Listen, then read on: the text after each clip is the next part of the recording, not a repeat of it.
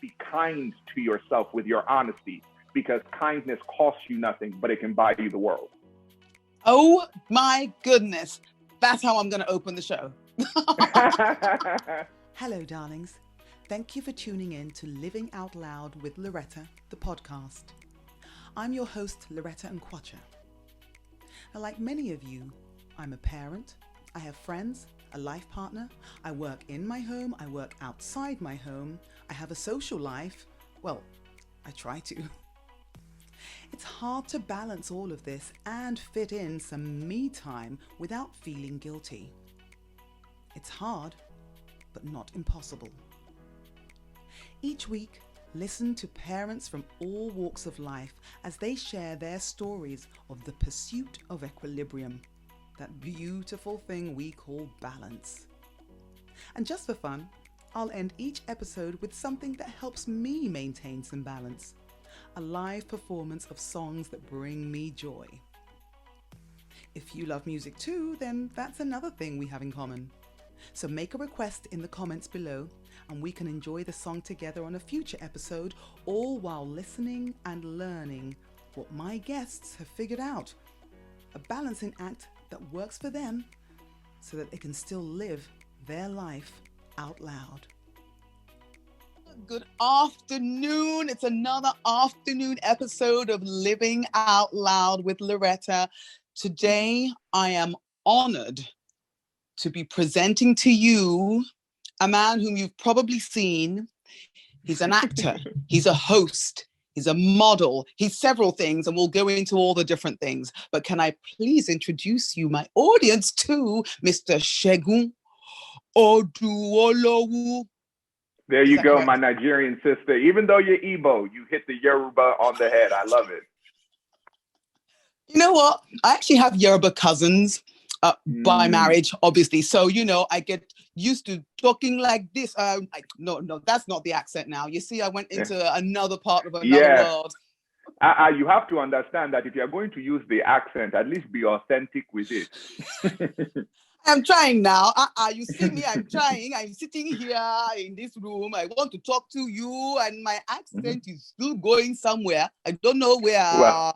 Well, you have three different ones. You have your English, your American, your Nigerian. So no, whatever is comfortable to you. I'm comfortable conversing any way you like. Okay, we're going to speak only Yoruba for the rest of the. No. Please, no.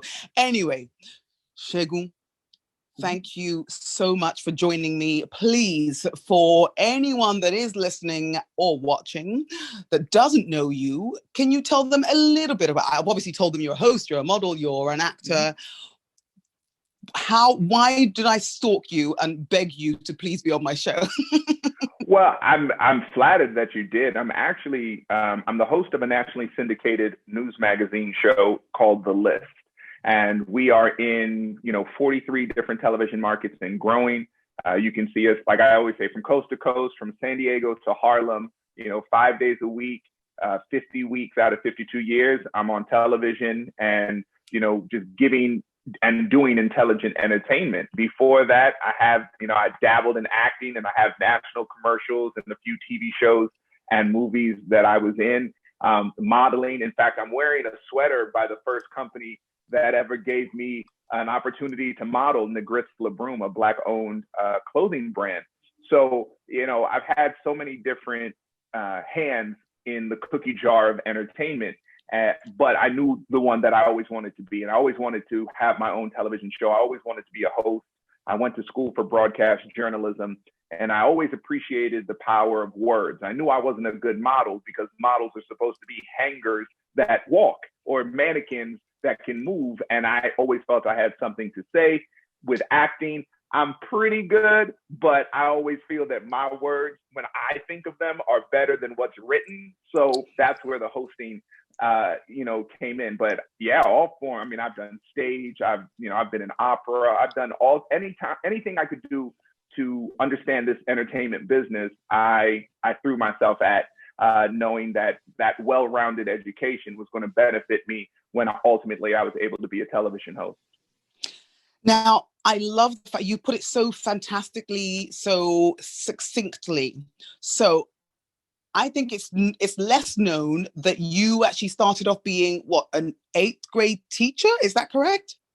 No, well, so when I moved to Los Angeles after I graduated college, I went to the University of Houston, and when I graduated and I came to California to seek my fortune as like a Grimm's fairy tale.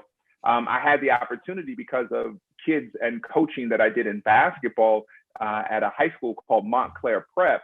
I'd always, coaching and basketball. I played basketball in college. I was a walk-on at the University of Houston on academic scholarship. So basketball and self-discipline with sports had always been a big part of my life. And when I got to California, I was very fortunate that a friend and mentor of mine, Kenny Smith from Inside the NBA on TNT, he had an AAU program. And I was one of the coaches in the AAU program, and we were really good.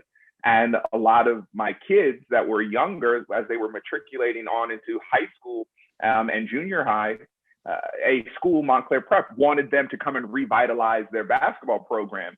And through conversations, they asked me to be the JV basketball coach. And then when they found out my background in journalism, and they asked me to be the eighth grade English teacher at the school. And so for me, it was great. I had just injured myself playing basketball, so I really couldn't, audition and get around. And I had loved teaching. I'm like, again, all of this, if you can hold the imagination of a bunch of high functioning eighth graders, then you can do anything on TV. So, that's the toughest audience, is a bunch of kids. And so I was a teacher, and, I've since, with the kids that I've worked with, there are kids in the NBA that I coached that were little. There are kids that are stockbrokers and, therapists and doctors. There are kids all over the world that I have been fortunate enough to work with doing amazing things. And so, yeah, the teaching was a very big deal to me, because it introduced me to a lot of different people, but it also really helped me get my start in entertainment. Well, I'm going to definitely feed off of that and say, firstly, before I even go down that way, how do you have children that you taught that are stockbrokers and whatever? That means you were obviously teaching when you were like 10 years old, right? Well, no, it doesn't crack, So, no, Yeah. So, an eighth grader that, I worked with, for example, as they get into college and graduate college now, they decided to get into stocks and work in finance. So that's how kids that I've worked with are now stockbrokers. Kids that I worked with were drafted into the NBA because they were that good. So I've been a part of the Aim High program, which is the AAU program, for almost 20 years. And so if you think about it, if you've been working with a kid who was in eighth grade and you got them in, let's say, 2010, 11 years later, this is, you see their results. So that's how all of that came about. It's been a lot of, excellent people and important networking, and just realizing that your network is your net worth, and the people that you can call upon that believe in you is definitely going to help elevate you later on in life. I totally agree with that. I'm going to just tell my audience how you got started with the entertainment, and why that relates to your teaching is because you were not the regular teacher that we're seeing. Some of us who are watching teachers that are, we're homeschooling our children or whatever, so we're getting to see teachers doing their thing, firsthand. You were the type of teacher that would stand on tables and kind of rile them up, right? Absolutely. Really kind of, one of my favorite movies is Dead Poets Society. So I would, like Robin Williams did, I would stand up on desk. Because as much as you want to give these kids the information that are in these books, you also have to teach them ways to apply it, and you have to make them want to learn it. And that goes with anything, even with what I do in television. I could just read you what is written, but it has to be done in a way that is interesting, that is dynamic, that makes you want to try this product or listen to this person or understand this statement. And so for me, everything has an end game, right? So if I'm having a student stand up on a table to read the poem that they wrote in class, It's to get that kid out of the fear of presenting something that is personal to them. Hopefully that person will now feel more confident to be themselves in the real world that they exist in. Same way with television. Like, you may not agree or like everything I say, but as long as you believe me, or believe that I believe it, then we can have a dialogue. Then we can, I can cross through the television screen, and you can say to yourself, I don't always agree with what that guy says, but I respect the fact that he's willing to say it. And that's kind of where the teaching led into the entertainment. And you are entertaining. I watched some of your stuff. I love it. Yeah. You're entertaining, but also you are incredibly talented. Do you know what I mean? And let's go away from the fact that you're 6'3" and you modeled, and I love the fact that I think recently the company that gave you your start, you say Negri, right? They gave you an opportunity to then write an original poem to celebrate Black History Month. And it's, your poetry, or you're in the sound booth and it's like, okay, you've got so many strings to your bow. So you have an idea, you have a plan, or a dream, or maybe something that's already in the works to have your own show. What is your image? What is your idea for this, for the ideal, it's not going to be Segun Live, because I know you had a show called Segun Live. That was the college days. Segun Live was the college days. So yeah, what would be this new Segun show? Or did I say it? No. I love what I'm doing with the list, because I feel like we give back information, and intelligent information that people need, right? We teach them something every day. We help them every day. A talk show where I could interview people in such a way that it was very targeted, in a small sense, very similar to this podcast that we're doing right now, where you can go long form, one-on-one, and find out stuff about people you find interesting, and bring out to the world those interesting things. That would be great. But I love the fact that on the list, we get to touch so many different segments and topics and things that people never knew they always needed. But as it pertains to, having a lot of strings in my bow, you can never complain that there's too much on your plate if the goal was to eat, right? Like, if I like that. Right? Yes. So that was always my goal. My goal was always to eat. So why not pile things onto my plate, especially if they interest me, right? Especially if I like them. I like the poetry. I like talking to people. I like engaging. I like talking about mental health. I like talking about sports. All these different things that are facets of the same jewel. Yeah, let's shine a light on them, reflect that light a different way, but never complain or never lose hope that, I'm never going to get to it all. We're just going to keep going and trying and adding stuff onto the plate, because the goal was always to eat. And it's fantastic, because why not do, or at least try to do, all the things that actually genuinely, authentically interest you? Why not? Why should you put boundaries on, right? Yeah, why limit yourself by other people's imagination? I don't feel that is fair. For men, for women, for people of color, sexuality, gender, whatever, however you want to break it down. If you are limiting yourself by someone else's imagination, you're doing yourself a disservice. And no one defines me. I define myself. I define myself in this world. I try to define myself to the best of my ability for the people that mean the most to me, right? So I'm a husband, I'm a father first and foremost, but I'm also a son to my mom. My dad has transitioned on, but I'm a brother to my sister and my other brothers, my two brothers. So I'm all of these different things, and I can be all of these different things because I also know myself that at my core, what I'm going for, as I said, is to eat, to be the best person that Segun Oduolowu can be, if everyone will forgive me for talking about myself, first person. So I think you're allowed. Thank you. Why shouldn't we? It's our prerogative. So, okay, I like the fact that you mentioned your parents and the fact that you are a husband and a father, because primarily my podcast is about parents and how we are able potentially, or try to, or strive to, or some of us don't do it at all, but strive to have some sort of balance between the adults that we are, fabulous adults, hopefully, with parenting, like how how do we balance it all? And where have we failed? Where do you fail? What things have you learnt? What tips do you have for us? What kind of has inspired you to manage your life a certain way? So firstly, as were your parents, I know your father has passed on, but your mother, is she still alive? Yes, she is. Okay, very, so very strong. Yeah. Okay, good. Strong African woman.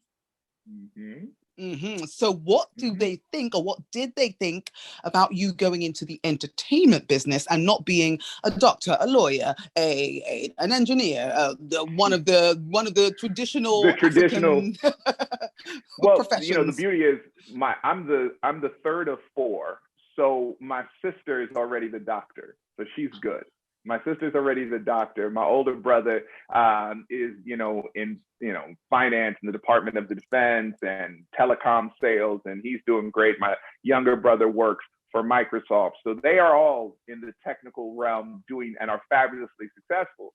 And I just chose my own path. Where we grew up, my dad was a geophysicist, mineral economist for the World Bank. My mother is an occupational therapist. So all high. I'm sorry. For those of us with regular brain cells, I need you to rewind and tell me again. Your father was a what? My father was a geophysicist, mineral economist for the World Bank. And my mom is an occupational therapist. To describe what my dad did, my dad would go to foreign countries on behalf of the World Bank. And if those countries wanted to borrow money from the World Bank, what would be their collateral? And a lot of the times it would be their mineral resources. So as a geophysicist, my dad could assess, how are we going to get these minerals out of the ground so that you can pay back your loan, right? And as a mineral economist, he would have to see that what would these minerals be worth on the world market to see if you'd even be able to pay back your loan. That in a nutshell is what my dad, did. Now, if you think of minerals, that is oil, diamonds, natural gas, it could be cobalt, it could be any type of precious thing that's coming out of the ground. That's the mineral economist and the geophysical side of how do we get this gold out of the ground, right? Like you could have all the gold in the world, but if we can't get to it, you'll never be able to pay back this loan. So that was his, and he traveled to foreign countries and would be gone for long stretches. And my mom held the fort down with, 4 gigantic children that are very strong-willed. But as I always say, if I was half the man my mother was, I'd be a great guy, because my mom is no joke, and it still, is no joke. And my dad also highly intellectual and was just a great man. These things that they were that rub off on us as children, these are the strength to go out and choose, because I'm first generation Nigerian American. My parents were immigrants when they came here. So there's a level of strength that you have to have that they instilled in us to go out and seek what you want to do. And so when I told them I want to get into entertainment, yeah, there was some pushback in the sense that, well, first I didn't get into entertainment until after I graduated college. Like I was going to college and doing these entertaining things, but I went on an academic scholarship. So there were rules and discipline that I put in place for myself as well, so that if things don't go the way, I always have the skills to write for a newspaper, or if newspapers are going out of style, I could do my own blog. I have tools and skills other than just putting my face on television. And that discipline, to your point, or to the question that you asked, is what generates everything. Even fun without discipline is chaos. So I had to display to them that this discipline that they taught me was going to be applied in that search for entertainment, right? That I'm going to go and do things that aren't going to have me out there looking stupid, and at the same time have my family name dragged through the mud because I'm out there trying to make $1 doing, disreputable or being around disreputable people. Like that to me is the biggest thing. It's the discipline that you have to have, because as you can see over my shoulder, time never stops moving. And since it never stops moving, you want to make sure that you are building yourself step by step in a disciplined manner, so that the outcome is going to be glorious. And if you're not using that discipline, if you don't have that discipline, first and foremost, as a man, if you don't have that discipline, then you are selling yourself short and doing yourself a disservice. So when it comes to marriage and fatherhood, Is your wife, is she in a similar field as you? And also, how old are you? You have one or two children? I have one children. My little fussy bear is 1 year old. She turned one Christmas Eve of 2020, and she's just amazing. My wife is better skilled to do what I do than I am. My wife has a master's degree in radio television, but she is in the corporate world. She is a corporate executive, and we have rules for what I do on television. Like, I rarely ever mention what my wife does for a living. I never really do it on television, not because of anything I'm ashamed of, but because out of respect to her, our thing is our thing. And what I have to do on television is my thing. Now, my thing brings back to our thing, but I don't go out there and do jobs that, aren't in line with who we are in a relationship, who we are as husband and wife. And sacrifices are made on both of our parts in order to live and do the things that we want to do. She is a strong, beautiful, capable, powerful woman, and I have no problem letting her lead where she is better at something than I am. And at the same time, we have that reciprocation where if I'm better at this, then by all means, take the reins. So it's never a competition. It is always a collaboration. And I think that's, a lot of the times with relationships or with marriages, that there's the issue. Like, you're competing with one another. My wife and I, we don't compete. It's all collaboration. You seem to have gotten it completely right. Like, it's almost as if did you do like couples therapy or anything like that before you walked down the aisle? Because I feel like a lot of married couples in particular, like they rush into the marriage maybe, and then afterwards deal with all the stuff that comes up. Simple things like, oh, I didn't know you didn't want to have children. It's like, well, why didn't we have this conversation before we walked down the aisle? So what was your prep for getting married? Because you it seems that you've got the balance perfectly spot on. What was your preparation? Well, the preparation is, we did go to marriage counseling before we got married. That is something that we both thought was and is very, very important. Since being married, we check in with one another on a regular basis. How are you doing? How are you feeling? How are we doing? What can we do, or what can I do to help this situation? How was your day? Like, we check in because you're trying to, it's the two of you against the world. You're trying to raise our daughter. You're trying to build this empire. If you're trying to build this empire, then you are obligated to communicate, because things go off rail and, the big picture explodes when you're not looking at those minor brush strokes. So it is a learned thing. It is a constant work, and it's constant, rolling your sleeves up and digging in, because again, I want a successful marriage. I want my partner to be successful. That's what I want. Then the work that comes with it, I cannot shirk my responsibility or not ask those questions. I also can't be ill prepared to have those conversations, tough as they may be, if my wife brings them to me. One example that I'll give that I love is I have had friends that I'm no longer that close to, because my wife has had conversations where she said, that person doesn't bring out the best in you. Now, it's not that she says, I don't want you to hang out with them. She's saying that person doesn't bring out the best in you. So you have to think about who is the best person you want to be. And if you want to be good, why are you still continuing to have this type of person in your life? So my wife doesn't point a finger and say, don't bring that person around. She puts it in a way where, is this the type of man you are saying you want to be? And if you are saying that you want to be this king or this type of guy, then why are you hanging out with this peasant? Why are you lowering yourself and getting yourself and being guilty by association with people that do not serve you? So that, and again, it'll make me go back and look. And a lot of the times, the people that she said, don't serve me, they didn't. So not having them around has not adversely affected my life. Now, my wife is so brilliant in the way that she posed the situation to me. But again, I had to be able to receive it and know my partner and know my wife isn't telling me what I have to do. She's giving me the opportunity to make the right decision for us.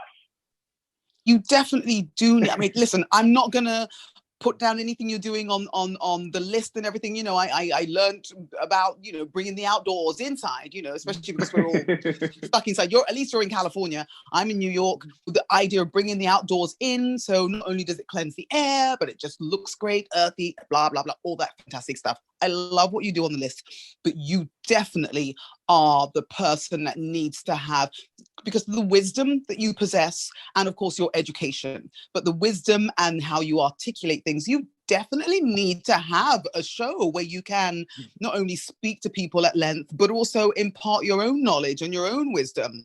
People need to hear you talking all the time. Well, I mean, from your mouth to God's ears, if that's what is in store for me, I am, you know, I'll do my best to receive it. You know, this, like you said, again, we are here to be our best selves, or that's what we're supposed to be working towards. If you are in a relationship or you're not in a relationship, if you are a father, you're not a father, if you're a man, woman, whatever, you should be trying to be your best self. And if you're not asking yourself every day, am I being my best self? Then you will do a disservice to anybody you try to get with. You know, broken people find broken people. And so what happens when these relationships go off the rails, we could be like, oh, that person wasn't right for me. Well, were you right for yourself? Were you good with you? Right? Because, you know, mastery, and I love this word, mastery. Masters are able to teach. So if I have not mastered myself, how can I teach another person how to love me if I don't know how to love myself? How can I teach a person how to be the wife I want if I don't know the type of husband I want to be, right? So these are the things that we must learn as individuals and put ourselves to the test, right? Like we must self-reflect and check in every time. Am I being my best self? And until I can master that and understand what that is, I can't ask another person to fix me if I have not even addressed what is broken inside of me or what I am lacking. How can my wife pour into me, you know, like pour into a colander? It's like pouring water into a colander. If I haven't plugged these holes, everything she pours into me drips out. Everything washes away. All of her love, her patience, her understanding, it'll wash away because I have not addressed these holes that I have and actively work to plug in those gaps. Before my wife even begins to pour into me, I have to make sure that the jar isn't cracked. And vice versa, right? I'm guessing that's obviously something that attracts you to a potential mate in the first place, is that you see that this person is open to working on themselves or has been working on themselves and just kind of sees things in alignment with you, right? That kind of makes sense. Absolutely. Yeah, absolutely. You know, one of the things in relationships that we don't often do is we don't sit in front of a person and talk about our values, right? So when someone says, oh, you know, I'm not religious, I'm spiritual, or I'm a church going person, or I go to the mosque, whatever, you know, I'm our Jewish brothers and sisters, you know, I read the Torah from day until night. However you describe yourself, if you are talking about these values and that person is sitting in front of you, you should be able to ask a series of questions and not just take things at surface value. So I'll give an example with my wife. You know, my wife is like, you know, faith is a big part of who we are, right? Like I always have my grandmother's cross. My grandmother's cross is always with me. Faith is a big part of who we are. But when we were dating, you know, my wife has a church home that a church that she goes to. So we would go together on church. Like I can't say I want a good, strong, you know, Christian woman and not go to church. You know, like if she doesn't go to church and I say that that's what I want, if I stay with her, that's shame on me, right? I'm telling her what I want, or she's telling me who she is, then let's explore it. What passages in the Bible are your favorite? What are some of your favorite books? Who are some of your favorite characters? What proverbs do you subscribe to? What psalms bring you comfort? Like there are questions that we all should be asking prospective partners, or even when we're together, asking each other, let's check in, right? Because if you say you are something, there is a test and ways that you can ask questions to find out if that person is just shining you on, or are they really about what they say? And I think we don't do that often enough.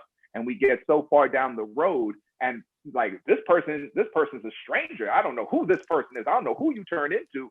But along the way, we didn't ask the questions for that person to display who they are. So we've been basically in a relationship with a stranger but never asking them to display who they are. And that's not something that my wife and I were ever guilty of. We asked each other along the way, who are you? Who are you today? Who do you want to be tomorrow? And how do we get to that place?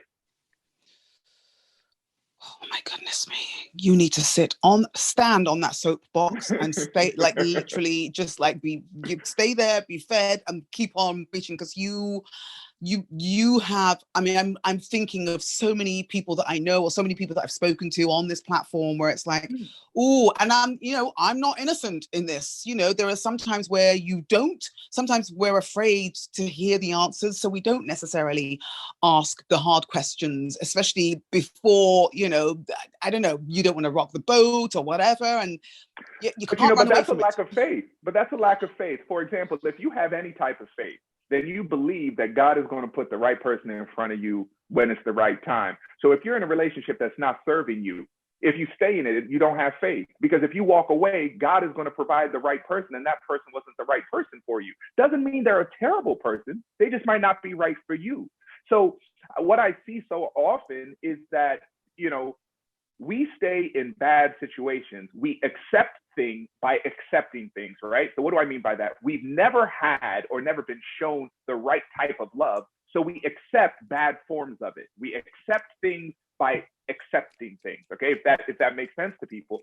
And so because of that, we don't believe that if I walk away, the right person is going to come along. Think about what we're saying. We're going to stay in darkness because we don't believe the light can shine somewhere else. The other flip side is that we often get with people that we try to fix. But again, you cannot fix a broken person that doesn't want to be fixed or doesn't even know that they're broken. A lot of the times, the man that you're with or the woman that you're with, they may be damaged, they may be broken, and that's okay. But if they're not addressing their shortcomings or faults, it's impossible for you to be able to fix them because they don't even know what's broken within them. So we all have to be ready, prepared to say, what's best for me? What serves me in this moment? The self-preservation is an instinctual behavior. And a lot of the times we turn off that self-preservation to say, well, I believe in them. They've got potential. I'm going to help them get to where they're supposed to be. But are they supposed to be there for you? Are you going to get them to this point and still be with them? What happens if all of that, goes belly up? So always state your intentions right off the bat, men and women. If you are trying to play the field, there's nothing wrong with that if you are open and honest. But if you lie about it, you're a terrible, shameful person. You cannot be in the business of snatching souls. And what I mean by snatching souls is if you are lying to women, you're not a man. If you are lying to men, you're not a lady, right? Just because I pee standing up, that don't make me a man. Right? Men have behavior that they do constantly that displays to not only themselves, but to other people that I am a man. I am a man of quality, right? Same thing with women. Ladies have a way of carrying themselves, things that they demand. One example that I can give is if you consider yourself a queen and this man shows up to you without an offering, you never show up to a queen without an offering. It can be a good word, a kind word. You look pretty. It could be flowers. It could be chocolate. And if you have that money, it could be the bag, right? It could be that Birkin bag. It could be that new car. It could be whatever. But if I show up to take a woman on a date and I show up empty-handed, I'm not looking at you like you're a queen. And if I'm not looking at you like you're a queen and you accept that, then that means you don't see yourself as a queen. And we're both bad. Right? So there are little things that we should be able to do and know. And again, test ourselves and test the person that we're with. Do you have the politeness to open the door for a lady? Do you have the politeness? How do you treat the waiter or the wait staff? How do you talk to people? How do you talk to her? How do you talk to family? How do you treat people? All of these things should be observed. And if at any time it doesn't sit well with you, you voice it. You don't swallow it down and say, oh, it will get better, because it'll never get better unless you work on it, unless you address it. And anybody who is afraid or clams up or does not want to discuss your own misgivings that you might have with their behavior, you really have to start looking like, is this the person that I need to be with? If you want better for yourself, demand better in that other person. Amen. Amen. And again, I can't, you don't understand. It's so refreshing because I hear a lot of women. There are a lot of women I've spoken to that do have that self-assured, attitude that they kind of know who they are. But it's very refreshing to hear a man speak in the way that you do. And I'm pretty sure you don't speak like this on the list, or, I mean, I love all the little clips and stuff that you send. For anyone that follows Segun, I'm going to put all his information in the show notes, but you have to follow him. You have got some incredible nuggets that you send out each day. And I love just kind of seeing your mind and seeing the things that kind of really resonate for you. I don't know how much of this you're getting to do on the list, but I really hope that you are working on getting a show, because this is the type of like warm, strong, hard, honest truth that a lot of us need to hear, like a mirror being held up in front of us to say, look at yourself and look at how you conduct your life, or look at what the life that you want to have, and what are you doing to take those steps to get that life for yourself? How are you treating yourself? And so many people that I know need to hear the idea that you have to respect yourself for you to receive that respect. And if you're not getting it and you get that first glimpse of it, then you have to think, do I need this? No, I deserve better. I deserve more. Peace out, or however it's done. You know what I mean? Yeah, absolutely. Like, I say this a lot, and again, I read a lot, I listen to a lot of music, I talk to a lot of different people, and it all helps to formulate, the way I look at things, and even the way my wife and I, the conversations that we have. I'm always constantly a student, right? I'm always trying to learn and try to apply what I learned. And one of, Lauryn Hill has this line where she was like,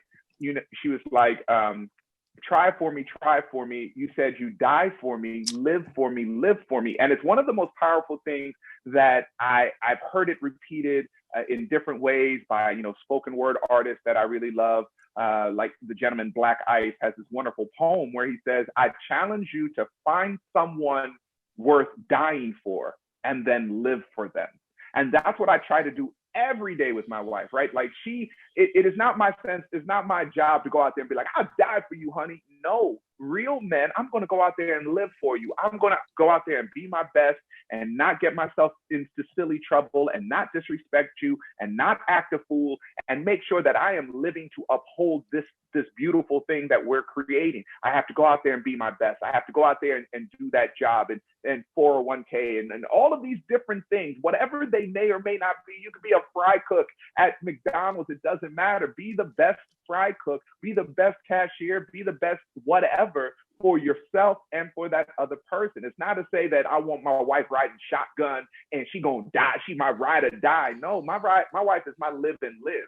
Right? Every single day, I live for her and our daughter and this life that we're building. And that discipline means that I got to go out there and I got to act a certain way. It means that I have to conduct myself a certain way because, yeah, I'm a public figure to a certain extent and people may see me. So there are other things that I put in little boxes that I put myself into that I can't, easily break out and become a bad person. It's not like I can go out there and slide into some women's DMs acting a fool and be like, no, baby, it was another Segun. No, honey, it was another Segun Oduolowu, not the one you're married to. It was another Segun, right? But I am a public figure and I do have a unique name. So I'm not going to be out there bringing shame to my family because it can blow back on them relatively easy.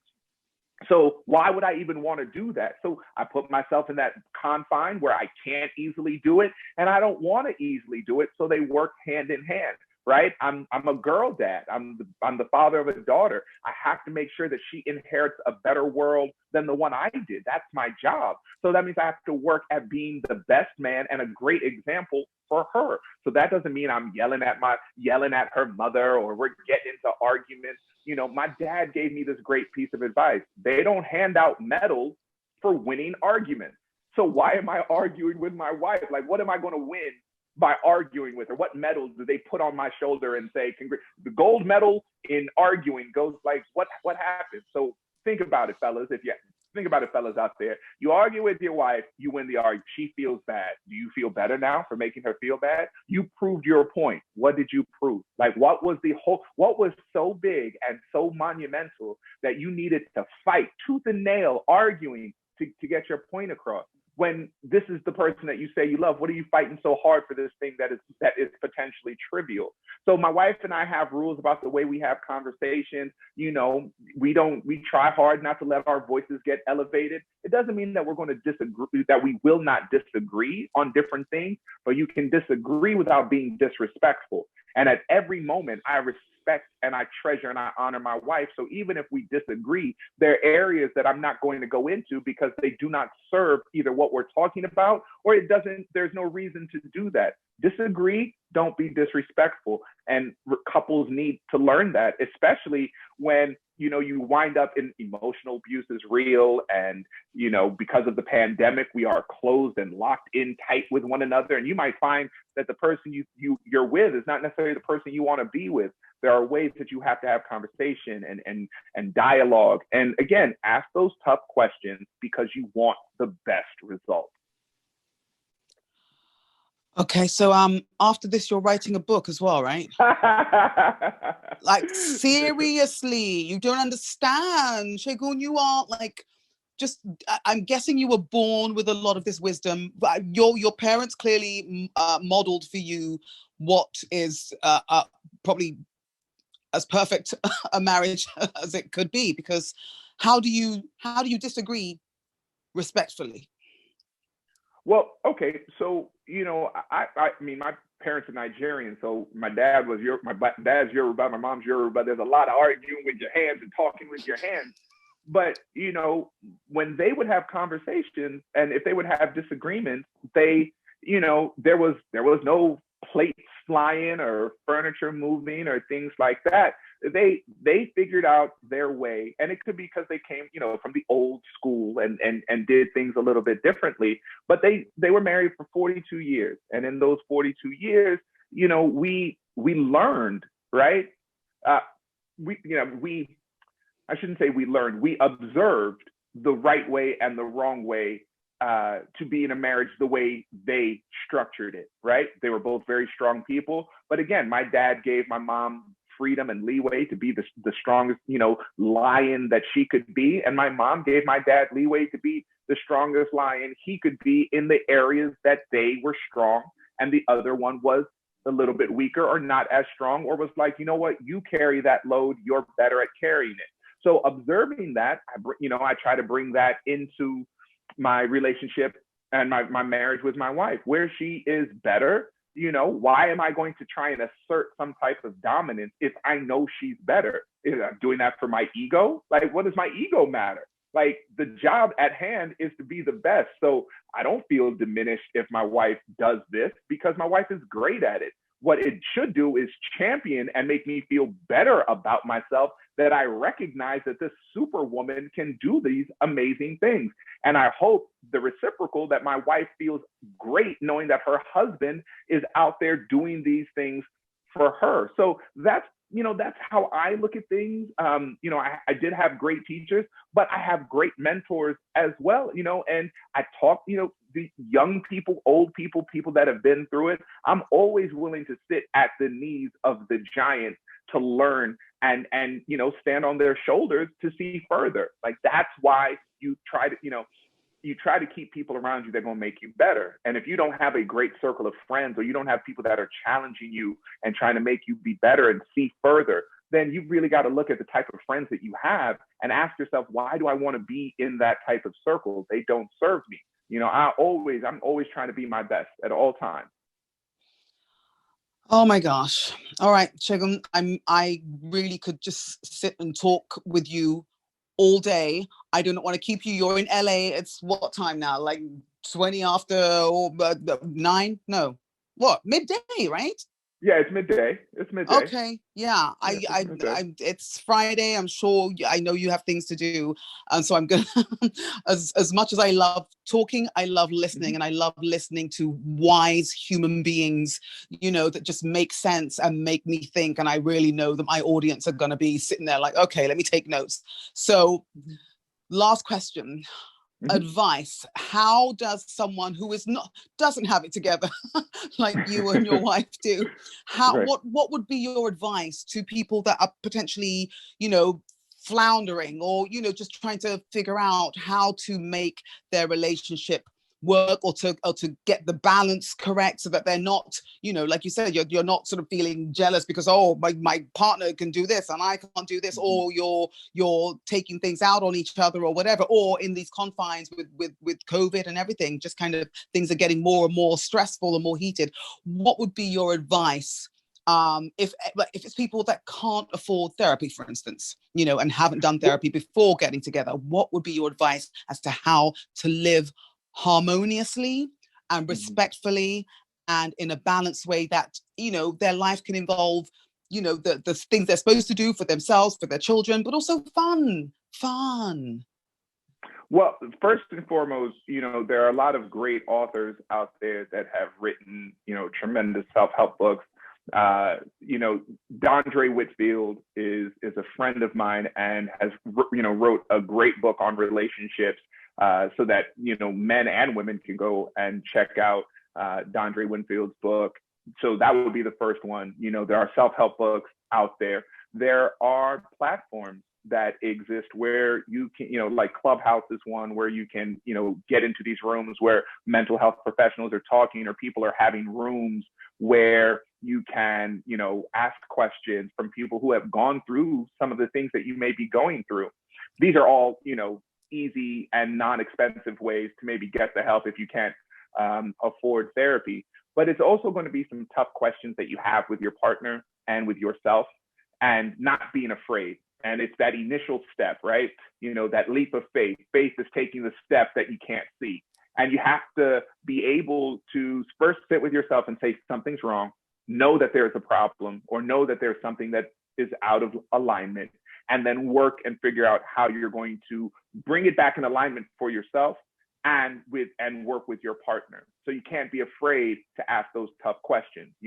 A friend of mine always says, your problems got you in shape because you keep running away. So, so we have to, shout out to my man Ruben. You can't, that's one of his lines. You can't do that. You can't, got the best body in the world because you keep running from your problems. You don't want to be that type of a person. Listen, people can, slide into my DMs and ask me questions. And if I'm able to be of service, I'm happy to try or point them in the right direction for your audience. But start seeking out the type of people that you want in your life. So ask yourself, if you say, I want a God-fearing person, do you go to church? Are you in your book? Are you up on your scripture? Because if you're not, how can you want that in somebody else? If you say, oh, I want a fit, athletic, man or woman, do you have a gym membership? Are you going? Are you eating right? Like, hold the mirror up to yourself and ask yourself, would the person I want see me reflected back? So if that's not happening, then you've got to change that reflection in the mirror.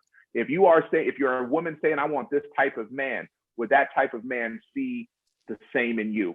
And if the answer is no, then there's some things that you have to change about yourself. And for men, like I said, being a man is more than not leaving the toilet seat up. Like, you have to be what you claim to be, what you say you're going to be, because real men don't lie. I always say this, I'm too tall to act small. I'm too dark to take things lightly. Like, I don't mess around, right? Like, this is real life, and you're dealing with real people, and it's time and energy, and those are commodities you can't get back.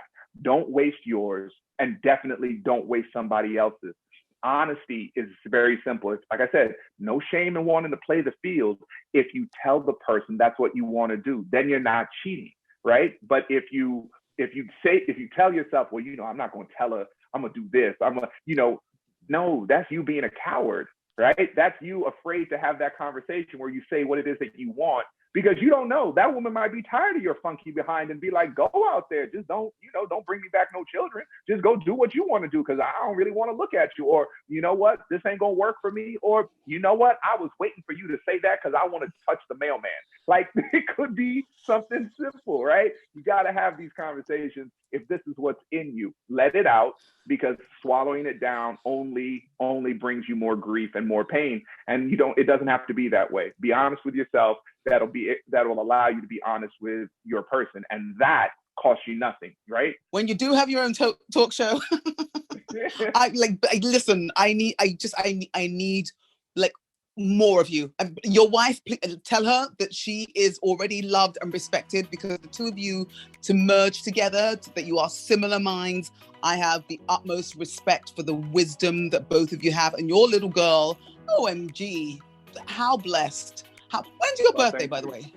I'm September 30th. Libra, very much so. September 27th. There you go. Libra's in the house. There was a reason that we were doing this.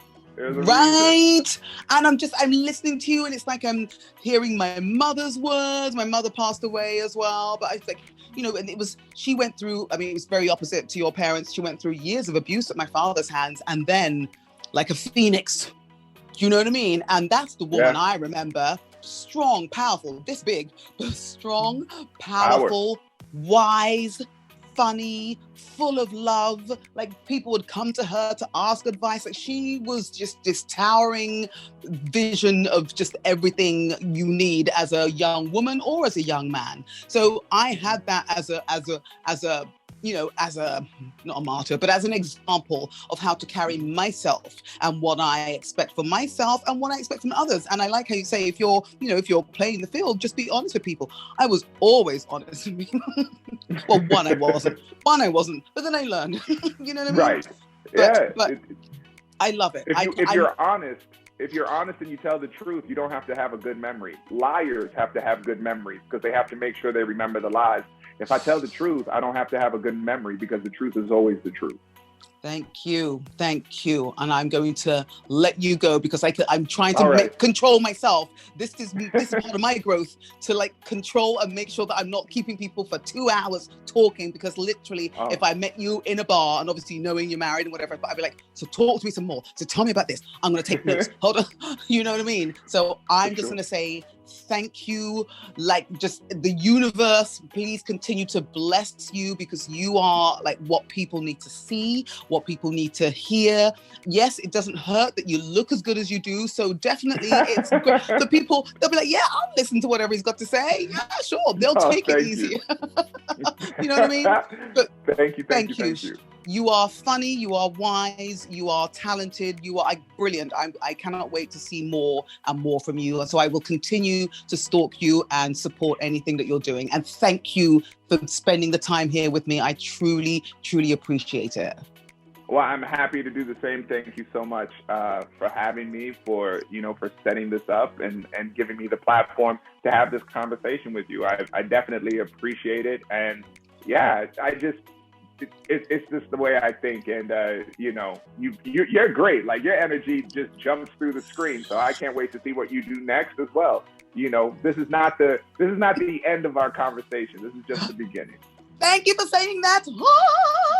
Thank you so much for having me. I hope your audience got something from it, and to your audience out there, thank you for letting me be a part of this amazing podcast. So take care, everyone. I appreciate it. Bye, Segun. See you again soon. Bye. Yes, definitely soon. Yeah. Thank you again for tuning into Living Out Loud with Loretta. If you enjoyed this podcast, please share it with a friend or several friends. Post a screenshot of this episode on your Instagram stories and tag me at Loretta Nkwacha. You can also watch this episode with a cold beverage on my YouTube channel. The link is posted below. Lastly, if you have the time, please leave a positive review on Apple Podcasts so that we can continue sharing stories, singing songs, and living our lives really out loud.